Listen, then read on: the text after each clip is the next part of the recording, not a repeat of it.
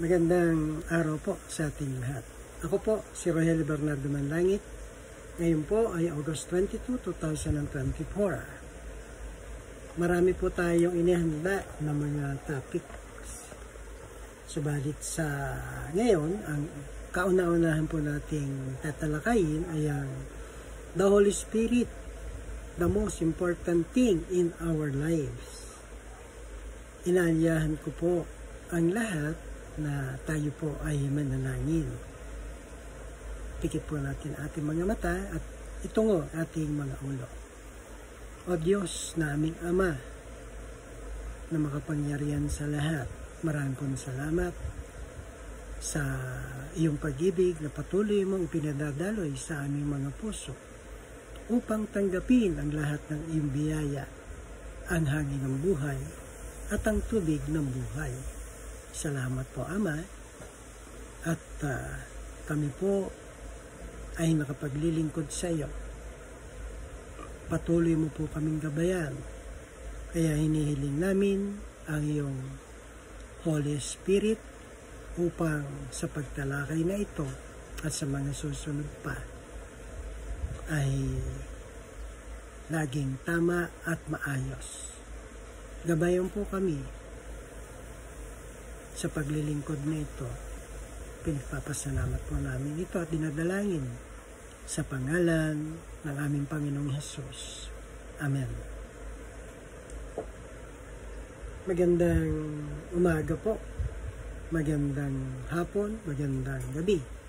Saan man po kayo naroroon ng mundo.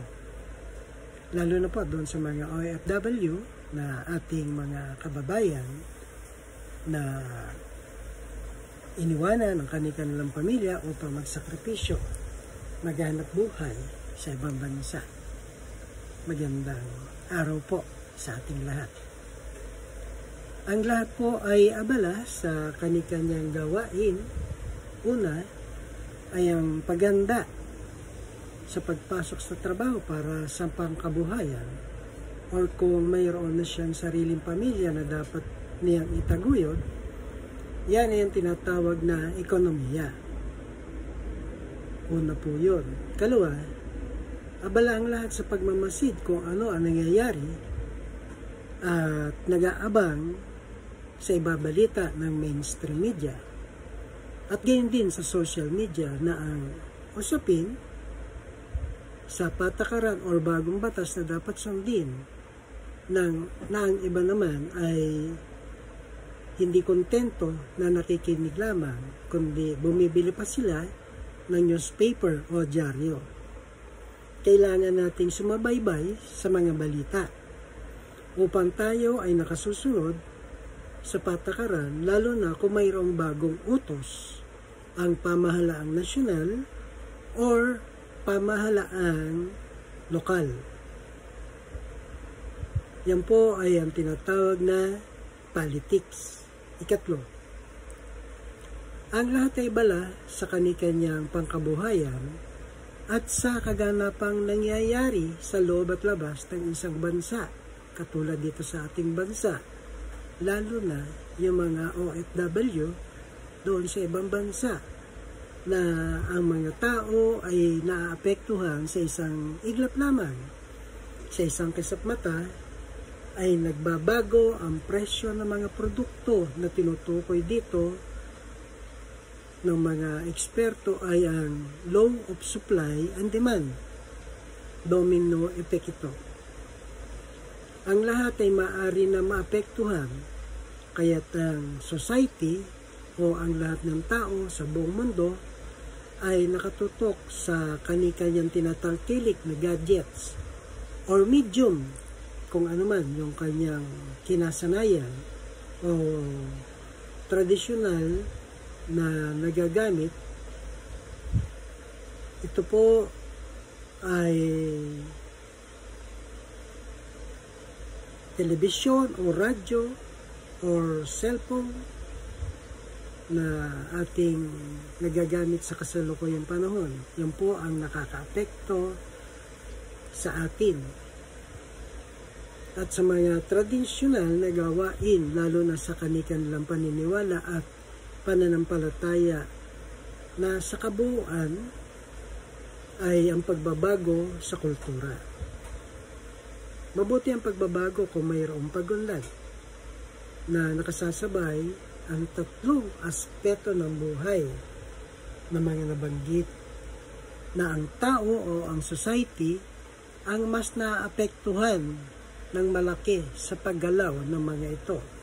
Ang ekonomiya, una; kalawa ay ang politika; at ang ikatlo ay ang kultura. Kaya sa kabuuan nito, ang society, ang social, ang tao, ang naapektuhan nito. Kaya po, dito sa ating title na The Holy Spirit, the most important thing of them all.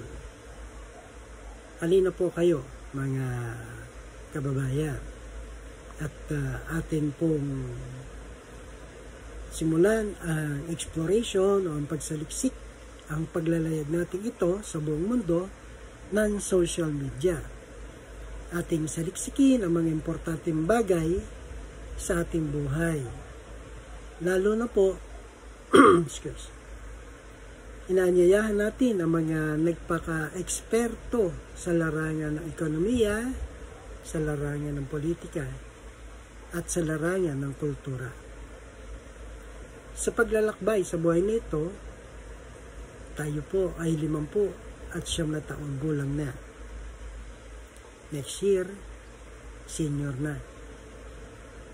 Nasa buhay kong ito na nagpapalipat-lipat ng relihiyon, na naghahanap ng katotohanan, at pagsama sa iba't ibang mga organisasyon ng mga tao, ay nakita ko ang kawalan ng espiritu sa 4 na aspeto ng buhay, na parating mayroong paglalabanan or pagtutunggali na nauwi minsan sa isang madugo at marahas na kawakasan ng importanteng buhay, ang buhay na kaloob ng Diyos. Dito po ikot ang ating kwentuhan, ang kahalagahan ng Espiritu Santo, o ang tinatawag na pneuma sa salitang Griego. Ang description po ng Google sa pneuma ay pneumatology refers to a particular discipline within Christian theology that focuses on the study of the Holy Spirit.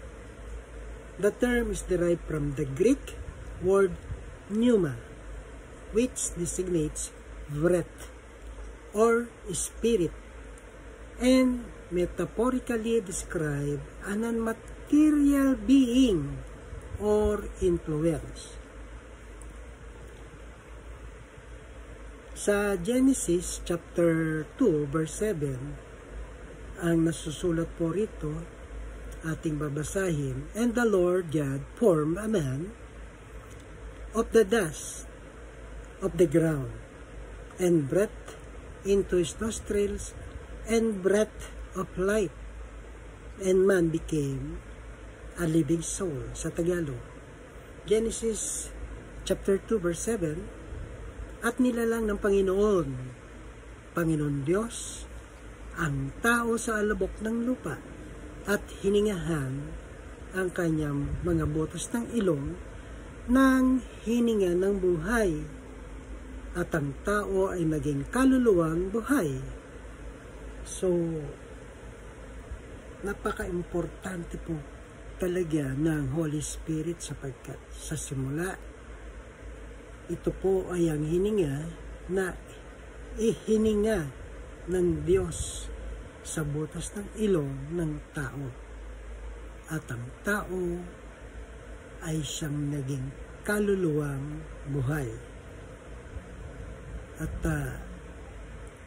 sa susunod po na mga pagtalakay natin, palalalimin pa natin kung ano nga po ba ang Holy Spirit in Christianity. Hanggang dito na lamang po muna ang ating pag-uusapan at kwentuhan. At Maraming salamat po sa inyong lahat na mga nakinig at doon sa mga gustong mag-comment, babasahin po natin yan sa pag-upload ng ating video. At kapag ka po tayo ay nag-live na, magkakaroon po tayo ng discussion. Maraming salamat po. Salamat po sa Diyos. To God be all the glory.